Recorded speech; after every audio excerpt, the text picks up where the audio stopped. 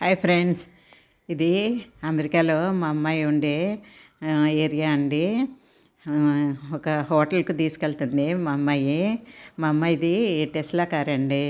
ఇది ఒక 10 రోజులు ఆటో డ్రైవింగ్కు ట్రయల్ కోసం ఇచ్చారంట. అందుకనే మా అమ్మాయి చూడండి పట్టుకోకుండా దానంతకదే ఆటో డ్రైవింగ్ అనమాట. ఊరికే టచ్ చేసింది అంతే, దానంతకదే డ్రైవ్ చేస్తుంది అనమాట. ఈ టెస్లా కారుకు కొద్దిగా స్పెషాలిటీ ఎక్కువేనండి. ఇలాగ ఆటో డ్రైవింగ్ అంటే కొద్దిగా భయంగా ఉంటుంది కదా, వీళ్ళకు రూల్స్ ఎక్కువ కదా, ఎక్కడ ఏం రాంగ్ చేసినా పెనాల్టీ వేస్తారు కదా, అందుకని భయపడుతుంది. కానీ బాగుందండి, నేనైతే భయపడట్లేదు, చక్కగా వీడియో తీస్తున్నాను ఎలాగుందో చూద్దామనేసి. అది కార్ పార్కింగ్ అండి, ఎంత బాగా చేసిందండి. వాటికి చుట్టూ కెమెరాస్ ఉంటాయటండి, అది చూసుకుంటూ దానంతకదే చేస్తుంది అనమాట పార్కింగు. చాలా బాగా చేసింది పార్కింగు, అసలు మనమైనా చేయలేము, అంత కరెక్ట్గా చేస్తుంది పార్కింగు. కరెక్ట్గా లైన్స్ వేసింటారు కదండి, వాళ్ళకు కరెక్ట్గా లైన్లోనే పెట్టాలి. అది ఎంత చక్కగా పెట్టిందోనండి.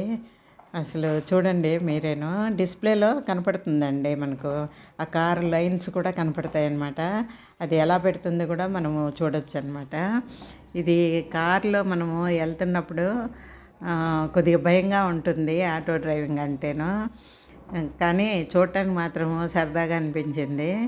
మనము ఎక్కడికి వెళ్ళాలో ప్లేసు సెలెక్ట్ చేసుకుంటేనో ఇంకా అదే తీసుకెళ్తుంది అనమాట.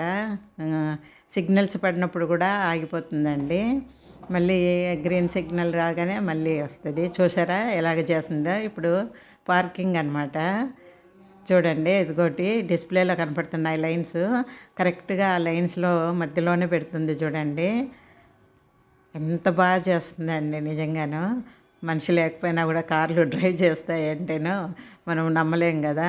అలాగే చూడండి, మనిషి చేయకుండానే అదే డ్రైవ్ చేసుకొని అదే పార్కింగ్ చేస్తుందంటే అసలు నమ్మలేం కదా. చూడండి ఎంత బాగా లైన్స్ మధ్యలోకి ఎంత బాగా పెడుతుందో, కరెక్ట్గా పెట్టేస్తుందండి. ఇక్కడ ఏంటంటే సిగ్నల్స్ పడినా కూడానండి ముందు కారు టైర్లు కనపడాలండి, అంత డిస్టెన్స్ మెయింటైన్ చేయాలన్నమాట. అందుకని అలాగా పెట్టారు.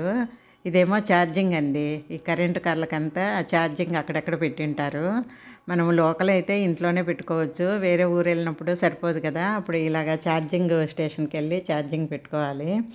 ఇగో ఈ హోటల్ కోసమేనండి మా అమ్మాయి తీసుకొచ్చింది. పేరు చూసారా ఎంత గమ్మత్తుగా ఉందో. ఈ హోటల్లో ఇదిగోటి ఆన్లైన్ ఆర్డర్ పికప్ అని ఉంది. ఇక్కడ ఆన్లైన్లో ఆర్డర్ చేస్తేనో ఇక్కడికి వచ్చి తీసుకొని వెళ్ళిపోవచ్చు అనమాట. అక్కడ పెట్టింటారు. హోటల్ నిండా ఫోటోలు ఏంటి అనుకుంటున్నారా, ఇలా ఈ హోటల్కు సెలబ్రిటీస్ వస్తారు కదా, వాళ్ళ ఫోటోలు అండి.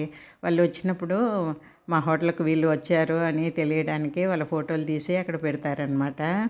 అంత గోడంతా నింపేశారండి ఆ ఫోటోలతోటే. ఇది మా అమ్మాయి ఆర్డర్ చేసిందండి.